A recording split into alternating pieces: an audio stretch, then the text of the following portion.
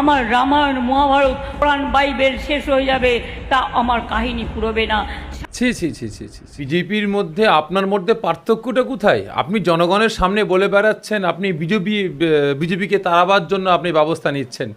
এখন তো দেখছি বিজেপির থেকে আপনি ভয়ঙ্কর দুশ্মন হয়ে দাঁড়িয়েছেন মুসলিম সম্প্রদায়ের জন্য। সাপ হয়ে কামড়াচ্ছেন আর রোজা হয়ে ঝাড়ছেন। हमारा देश ही हिंदू का देश है। अगर देश में रहना है हमें हिंदू बन के ही रहना सीखना चाहिए।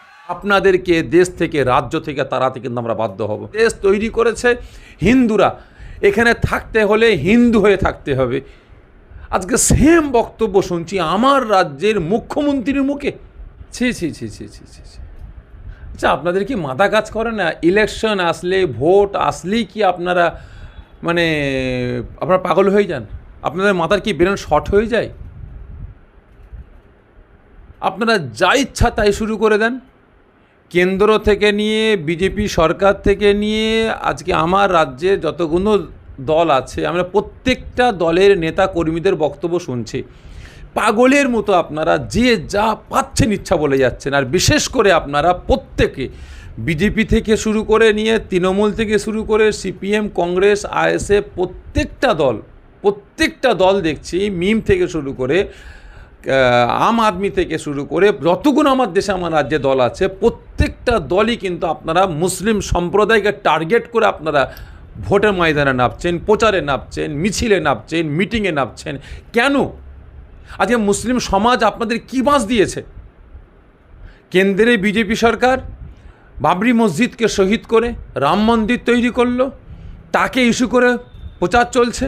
এবং তার সাথে সাথে আমার দেশের প্রধানমন্ত্রী তানার মুখের বক্তব্য হচ্ছে যে লুঙ্গি বাহিনী, টুপি বাহিনী এবং যারা বেশি বাচ্চা পয়দা করে তাদের হাতে দেশ তুলে দেবে। এবং তিনি আরও বলছেন এ দেশে আপনার OBC, schedule caste, schedule tribe, আপনার তারপরে দলিত, আদিবাসী প্রত্যেকে সংরক্ষণ পাবে, মুসলিমদের আমরা সংরক্ষণ দেবো না। আসামের মুখ্যমন্ত্রী গতকালকে একটা মিডিয়ায় দেখছিলাম, তিনি বক্তব্য দিচ্ছেন এ ভারতবর্ষ, এ দেশ তৈরি করেছে হিন্দুরা, এখানে থাকতে হলে হিন্দু হয়ে থাকতে হবে। আজকে সেম বক্তব্য শুনছি আমার রাজ্যের মুখ্যমন্ত্রীর মুখে। ছি ছি ছি ছি ছি ছি, লজ্জা। আর কত মুসলিম সমাজকে ছোট করবেন?